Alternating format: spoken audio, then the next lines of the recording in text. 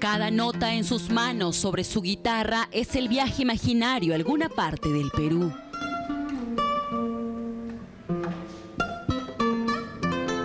Manuel Chaprado, el guitarrista migrante del Ande que ha hecho de Lima su hogar, hoy busca en sus recuerdos para decirnos cómo desde sus vivencias reconoce al limeño tras su historia reciente, hasta convertirlo en el limeño de hoy.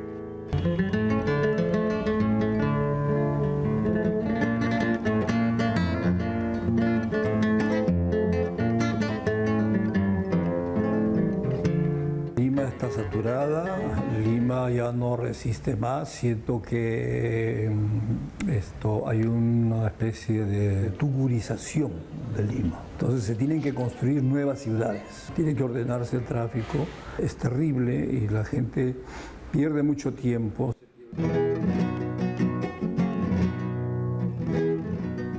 Aún adolescente en los años 70, Manuel Prado, o Manuel Chaprado, como luego se hizo conocido, llegó a Lima de su natal Puquio en Ayacucho, buscando cumplir sus sueños en la música.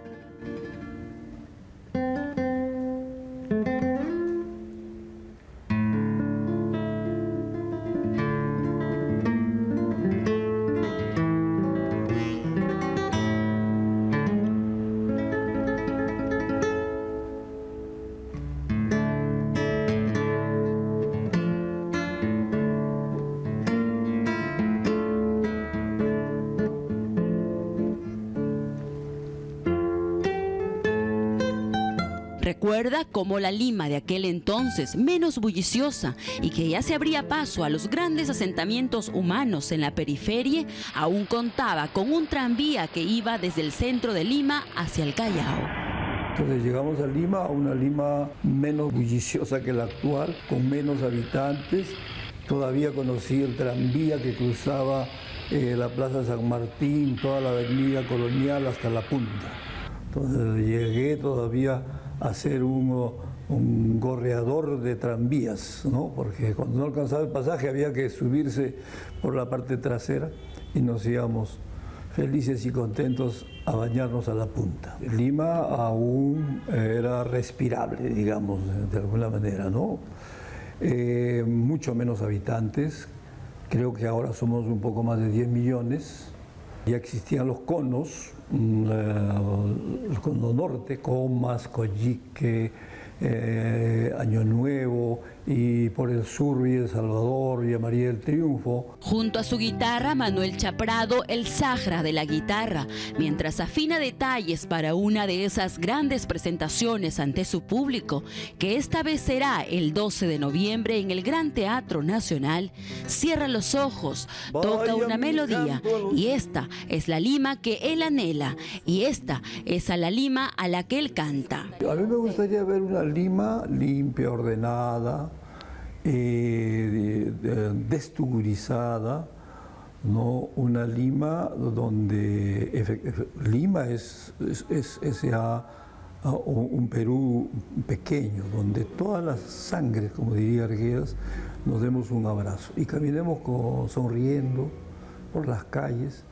Y en los buses estemos conversando, riéndonos, reconociéndonos, ¿no? Vaya mi canto a los niños, vaya mi voz al humilde, venga el frescor del rocío, venga el pajarillo herido. Y si Manuel Chaprado con su guitarra y canto cautiva multitudes, Víctor Delfín, a sus 95 años, también dibuja en esa línea del tiempo al limeño de hoy. Los peruanos actualmente, para empezar, son llenos de prejuicios, parece mentira, racistas, homofóbicos, clasistas, todavía cholean, todavía negrean. Escultor, pintor, grabador y pensador peruano, Víctor Delfín, nos mira con atención y en ese retrato prolongado su figura se convierte en el centro de su propio cuadro de arte. Aves multicolores son el marco ahora de su incontable producción. Rodeado de pinturas, reflexiona sobre la Lima de hoy con el paso de los años que él recuerda con clara precisión.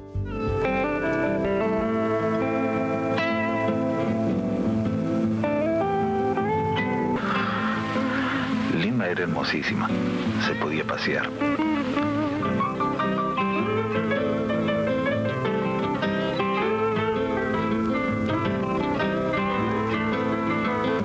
Esta es una ciudad que no la han amado.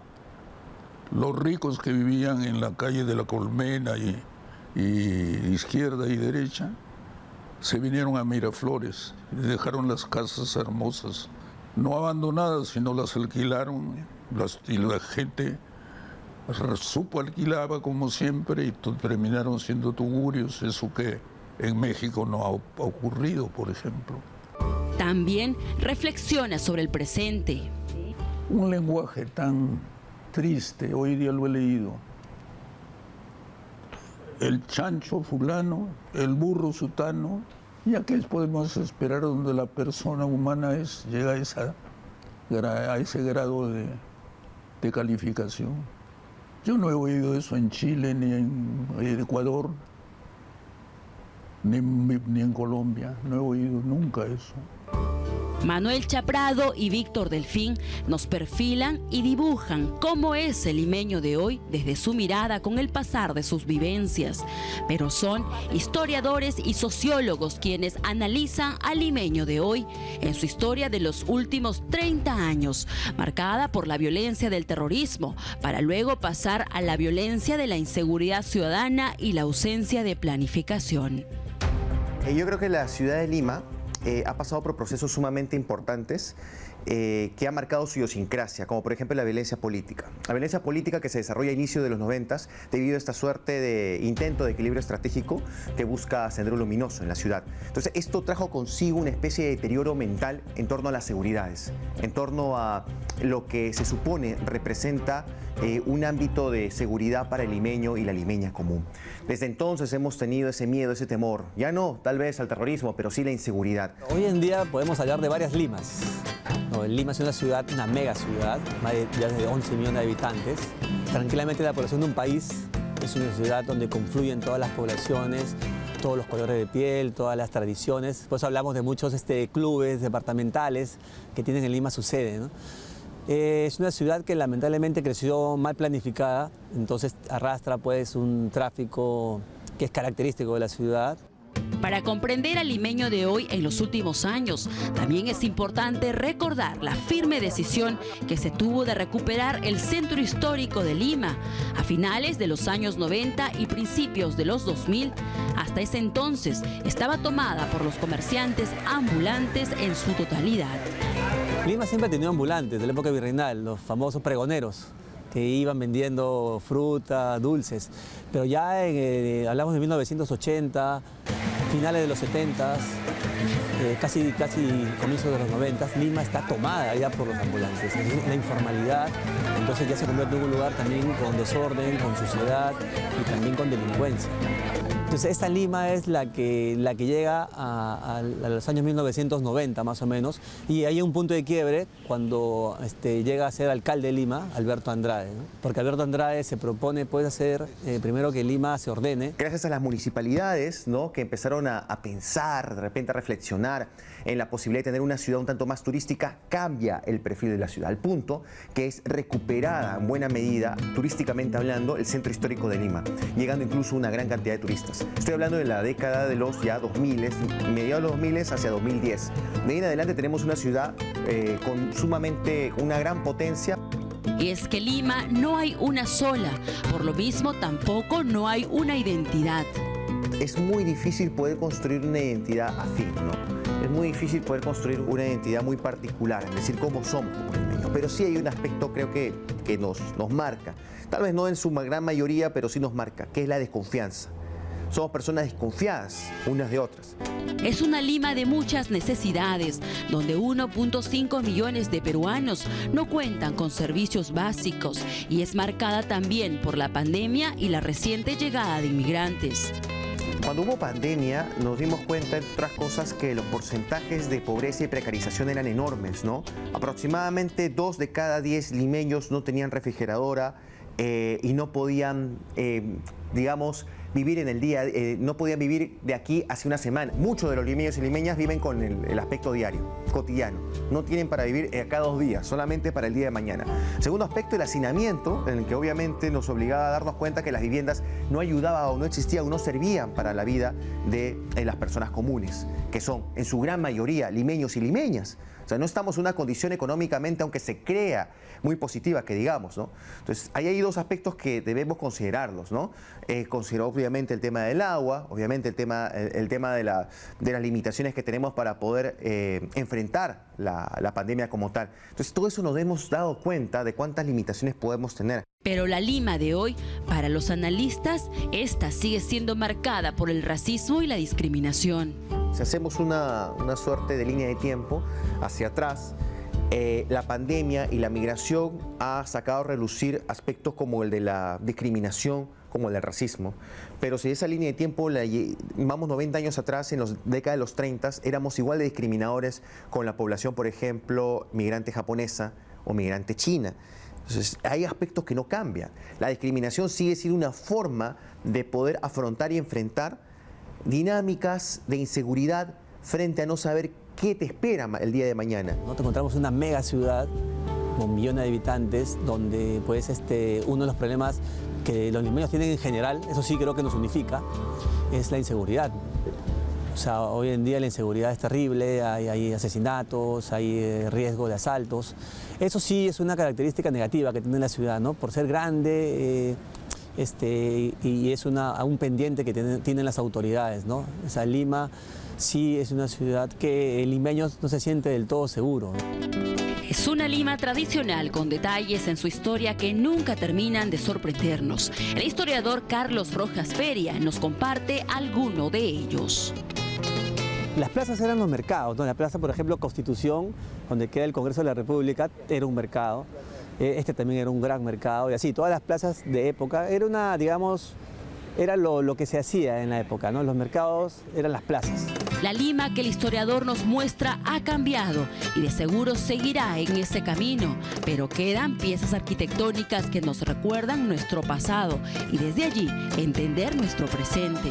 Sí, en los años 30 el Palacio de Gobierno de Lima va a ser ampliado y en esa ampliación pues más o menos estaba a la mitad de lo que hoy en día, pongámosle, y hay un crecimiento hacia el río Rímac.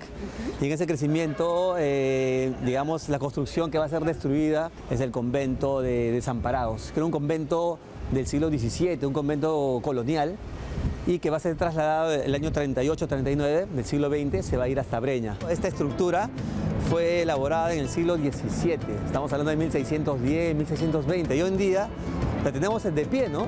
Es más, la población la utiliza, la población se moviliza, pasa por aquí, ha soportado terremotos, varios terremotos que han traído abajo a Lima.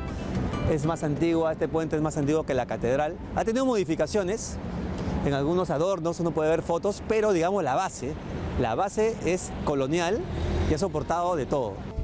Pero, ¿cómo es que construimos una identidad limeña en una Lima para todos? Ser limeño significa el lugar donde naciste, ¿no? Ese es el lugar, ¿no? Pero ya la gran mayoría de limeños tenemos pues padres, abuelos, provincianos. Entonces somos limeños de primera generación, limeños de segunda generación, ¿no? Lima es una ciudad de migrantes.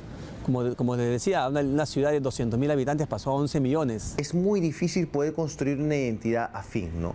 Es muy difícil poder construir una suerte de, pues decirlo, una identidad muy particular, en decir cómo somos como limeños. Pero sí hay un aspecto, creo que nos marca.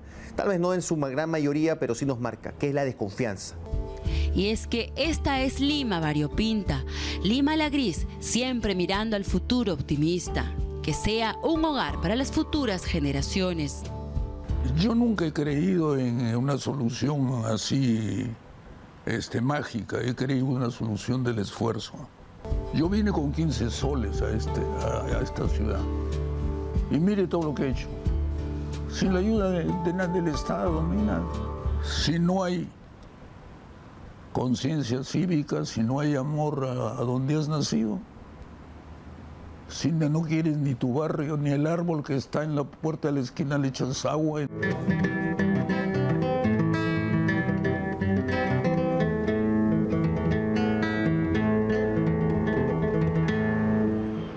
Este es el limeño en la Lima de hoy, una ciudad multicultural, marcada por su diversidad y los retos que tuvo que enfrentar y tendrá que enfrentar.